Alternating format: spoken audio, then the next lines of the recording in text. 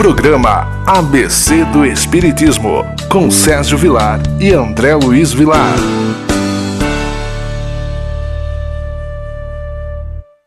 Queridos amigos, que alegria novamente entrar na sua casa pela nossa querida TV Mundo Maior com o programa ABC do Espiritismo. Esse programa sempre apresentado por Sérgio Vilar e André Luiz Querini Vilar. André, qual é a página que nós elegemos para estudarmos no dia de hoje?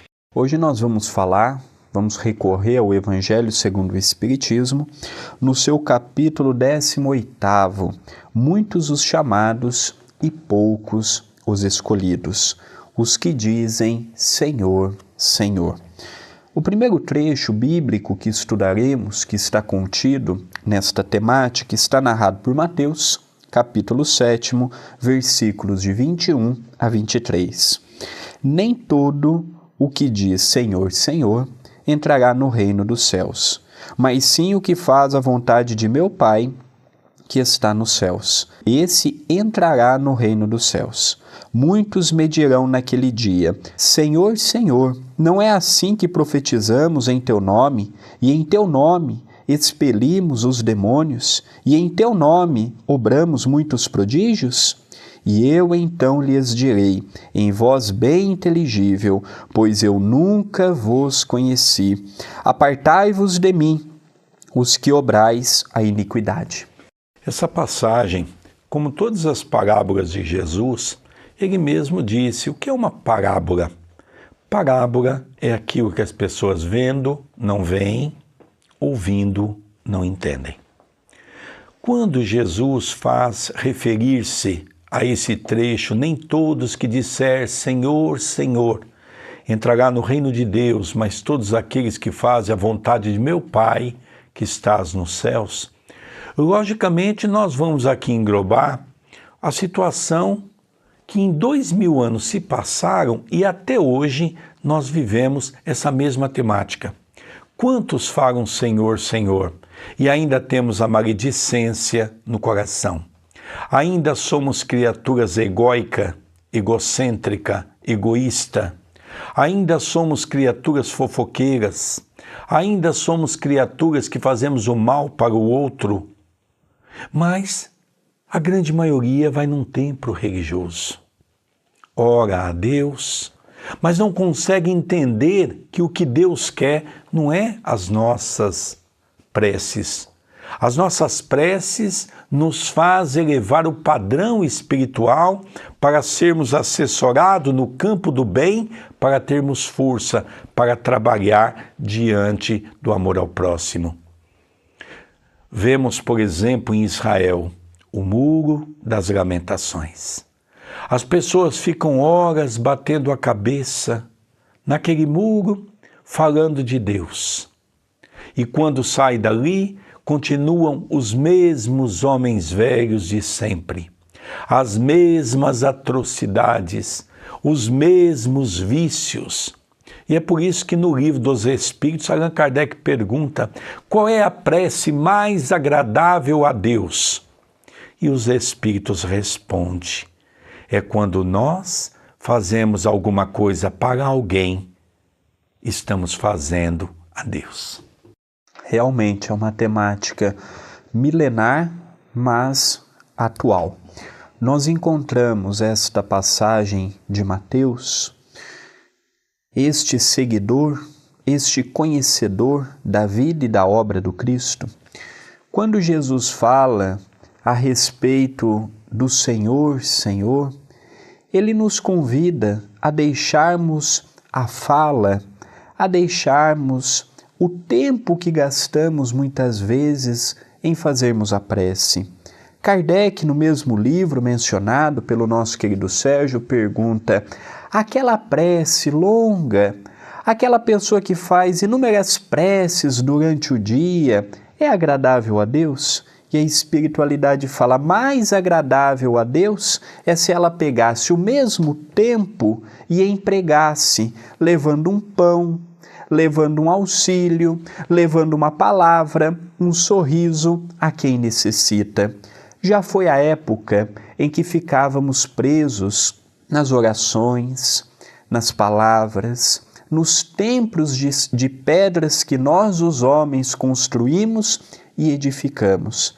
Agora, o templo deve ser construído dentro dos nossos corações. Dizer que eu conheço Jesus pelo intelecto não vai me garantir o carimbo para um lugar nobre que eu tanto sonho no plano espiritual. Mas uma ação, uma palavra, um gesto, bem colocado, bem intencionado, com muito amor, vale muito mais do que as palavras bonitas que eu endereço para o próximo ou em forma de prece. Então, é uma temática que, apesar de ser muito antiga, é uma observação que nós todos, sem exceção, devemos nos perguntar sempre: eu estou querendo agradar a Deus pelas palavras ou eu quero contribuir para verdadeiramente ter um mundo de paz, de luz, de amor, de renovação, começando por mim e pelas minhas ações? É interessante, na questão 919 do Livro dos Espíritos, foi umas perguntas endereçadas ao Espírito de Santo Agostinho. E Allan Kardec pergunta para ele qual é o meio mais eficaz, por exemplo, de nós servirmos, né, ao alto. Então Santo Agostinho diz que nós deveríamos reparar aquela inovidável frase de Sócrates: conhece-te a ti mesmo.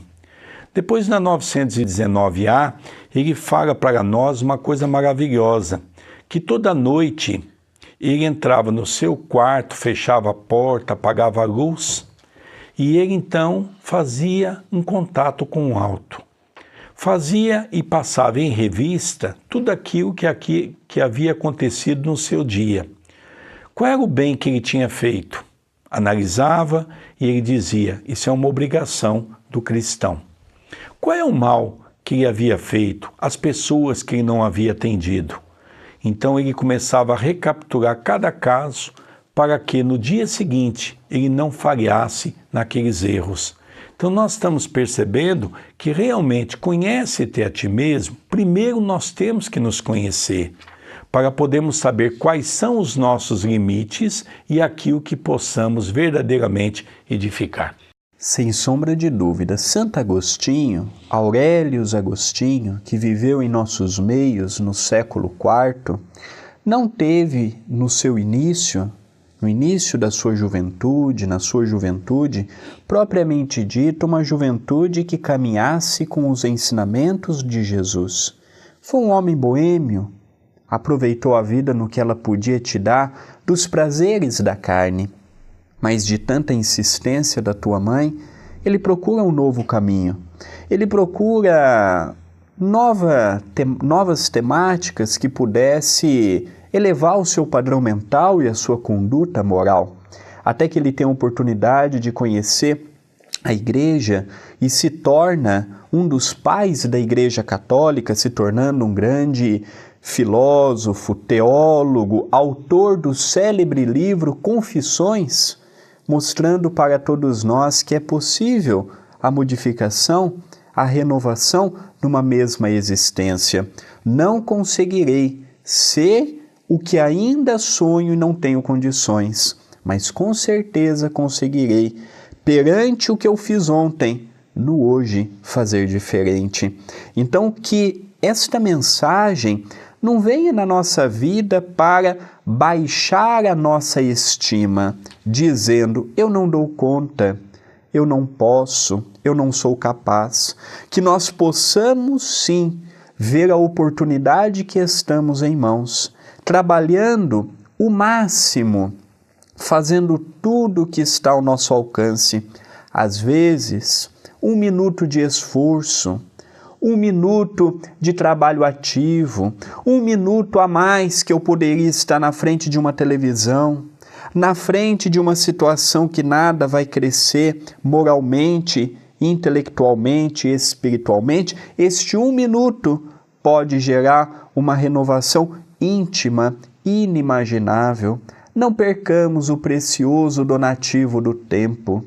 Não percamos a preciosa oportunidade que estamos tendo de estarmos matriculados na terra, tendo um corpo físico, tendo uma família e tendo, acima de tudo, o conhecimento de Deus e das suas leis amorosas e justas. É interessante, André, nós vamos ver na questão 659 qual o caráter geral da prece. A prece é um ato de adoração, fazer preces a Deus é pensar nele, aproximar-se dele, pôr-se em comunicação com ele. Pela prece podemos fazer 3 coisas: louvar, pedir e agradecer. O louvar é observarmos, repararmos. O pedir é a força que necessitamos para continuar. E o agradecer é vermos e reconhecermos como Deus tem sido Pai. E é curioso que as preces mais lindas que eu já tive contato estão inseridas nos livros de André Luiz, em que os seus mentores amigos ditam e deixam para nós o que vem a ser uma prece, louvando, agradecendo e pedindo. E ali nós vemos que quando queremos se torna viável. É interessante que André Luiz, por ter sido um médium dos espíritos, a função de André Luiz foi exatamente ser um intermediário entre Chico Xavier e o plano espiritual superior. E é interessante que ele consegue, pelo seu grau de inteligência, reproduzir nos mínimos detalhes aquelas preces que aqueles benfeitores espirituais faziam, não é? Logicamente ainda continuam fazendo, mas aquilo que ele teve a oportunidade de ouvir, e ele então descrevia aquilo com uma riqueza de detalhe que realmente nos faz aprofundar nesse contato com Deus, nos faz entrar nesse contato com o alto. É verdade. Realmente nós vemos as preces de Aniceto, Ismália e tantos companheiros que ali passam que nos emocionam e que nós vemos que a prece nada mais é do que tirarmos de dentro de nossos corações as virtudes. Prece é virtude falada, é virtude vivenciada, que só pode ser proferida quando eu trago de dentro do meu coração. Por isso que às vezes nós encontramos no nosso caminhar pessoas que intelectualmente não têm conhecimento algum, mas na hora de fazer uma prece, substitui a grande maioria dos oradores, dos pensadores, dos filósofos, porque muitos falam pelo intelecto que trazem, outros falam pelo amor que possuem. Queridos amigos, não sai daí não. Hoje estamos falando desse tema bíblico muito interessante. Nem todos que disser Senhor, Senhor entrará no reino de Deus. Nós estamos com o programa ABC do Espiritismo. Vamos para um pequeno intervalo e já retornaremos. Não sai daí não.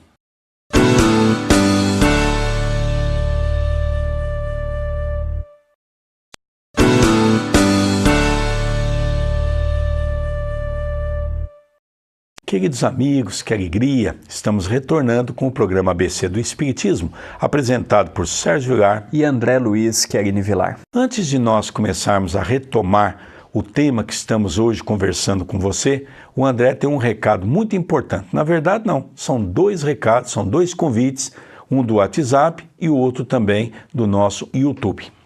O primeiro é do WhatsApp, como o Sérgio disse. Mande a sua mensagem, mande a sua sugestão, mande a sua dúvida, mande também a sua crítica construtiva para que possamos crescer, melhorar e aperfeiçoar.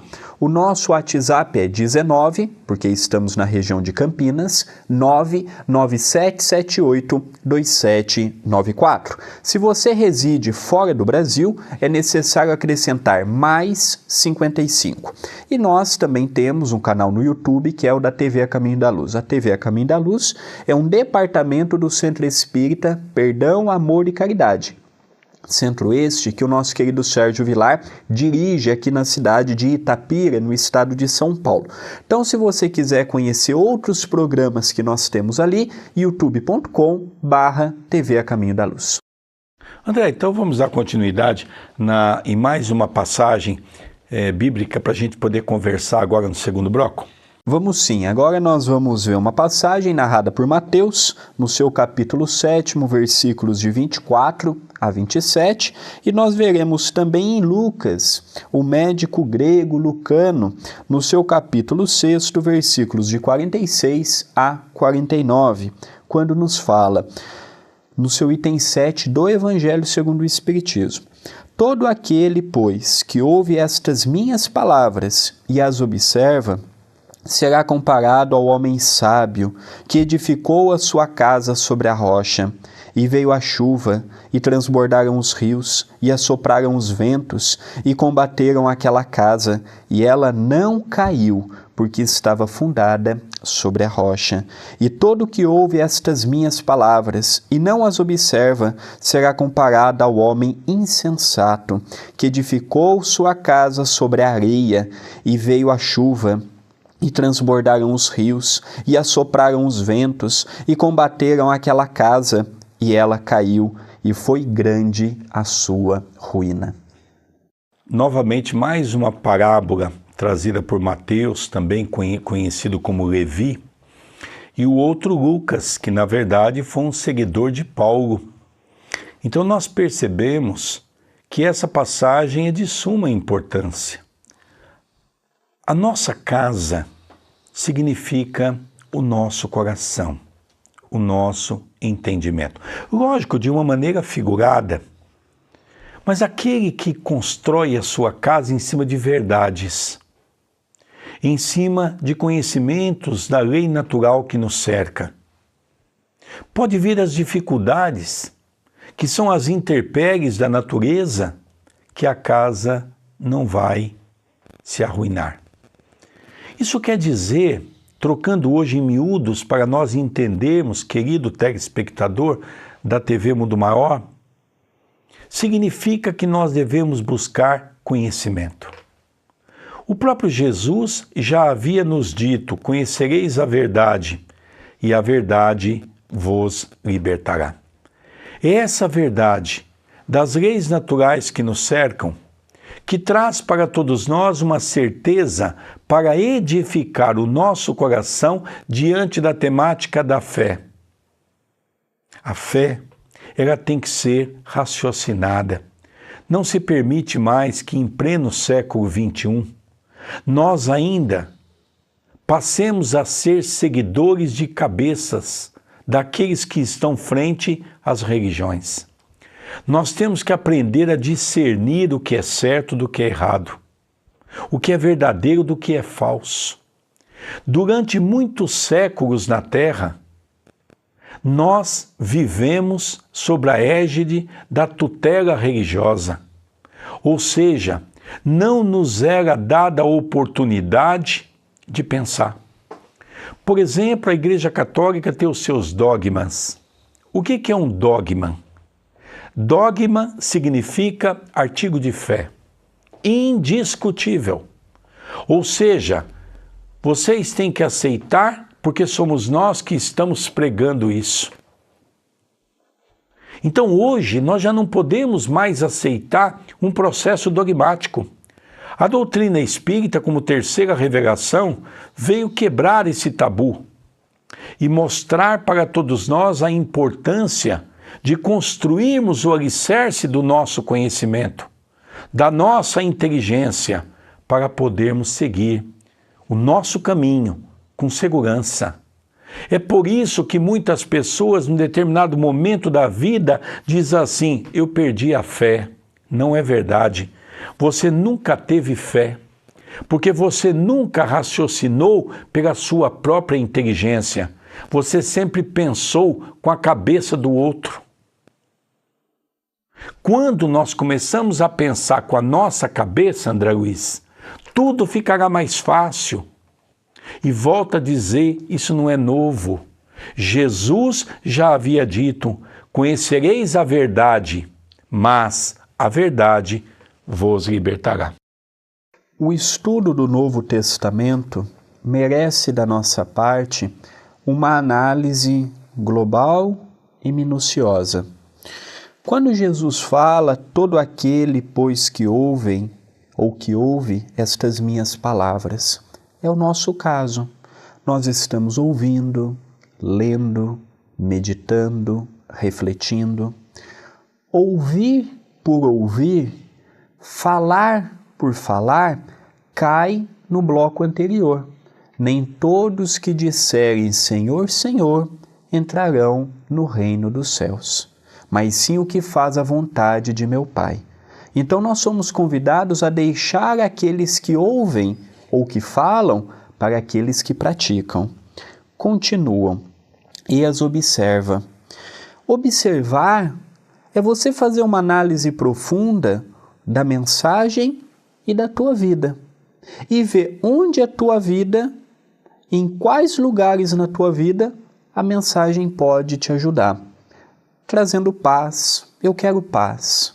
A paz não está num lugar circunscrito, porque a paz ela só pode estar dentro de cada um de nós.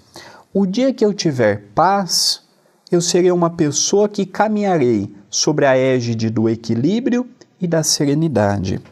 Continua a mensagem, será comparado a um homem sábio que edificou a sua casa sobre a rocha. Os grandes homens, as grandes mulheres que passaram em nossos meios, nós observamos que eles tinham uma coisa em comum, a serenidade. Eles poderiam estar passando por um momento difícil, que a serenidade era a mesma. Eles estavam passando pela provação de uma doença, a serenidade era a mesma. Às vezes, quando chega uma notícia até nós, desequilibramos de tal maneira que a nossa semana se torna um fracasso, um fiasco, um desastre. Tudo que foge do nosso controle é como se fosse um carro sem freios. Não sabemos em qual direção vai e o prejuízo que pode gerar. Uma pessoa que não domina os seus sentimentos, as suas emoções, pode gerar prejuízos incalculáveis. Por isso que ele nos fala, edifique a sua casa sobre a rocha, para que as tempestades, os vendavais, as catástrofes da natureza não te leve a prejuízos que pode levar tempos para serem reparados. Talvez a caridade aqui entra dentro daquele capítulo 15º do Evangelho segundo o Espiritismo, fora da caridade não há salvação, mas é na questão 886 do Livro dos Espíritos que nós vamos entender melhor o pensamento de Jesus.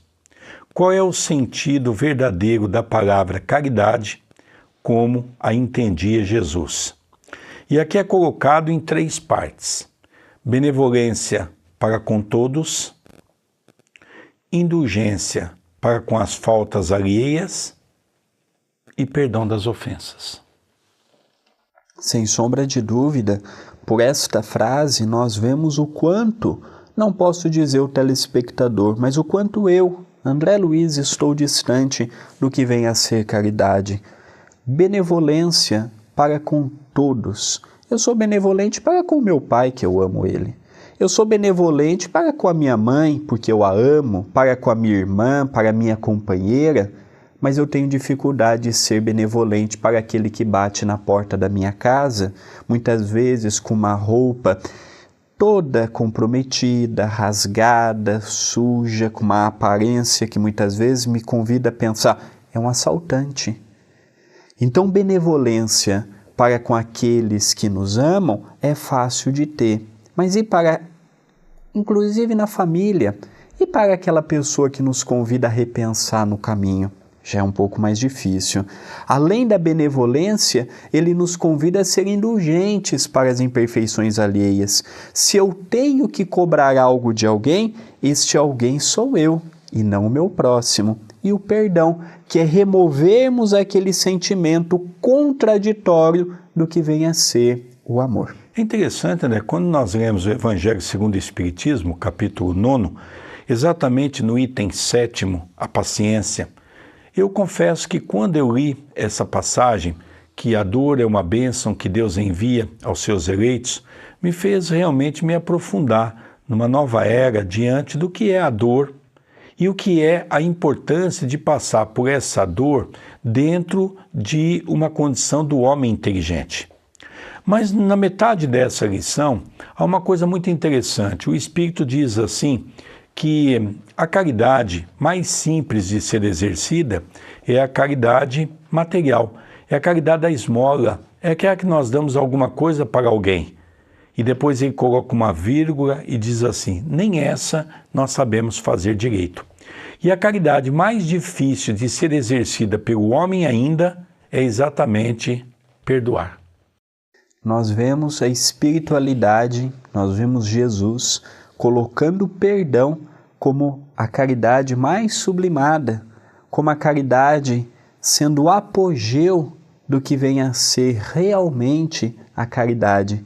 Então são materiais para refletirmos, são materiais para gerar dentro de nós motivação para a transformação, mesmo que lenta, mesmo que pequena, mesmo que imperceptível, eu continuo a mesma pessoa.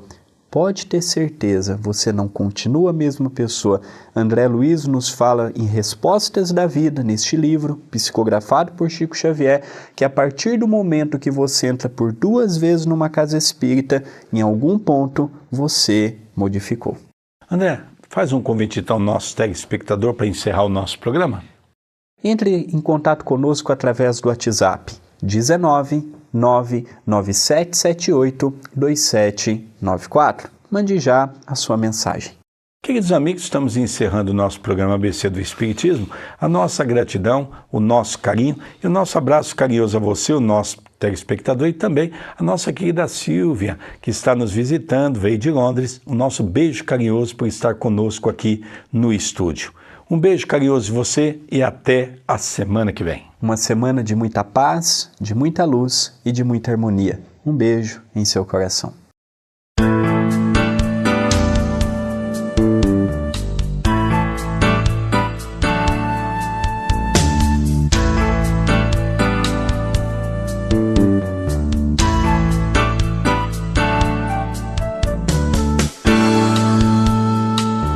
Você assistiu o programa ABC do Espiritismo, com Sérgio Vilar e André Luiz Vilar.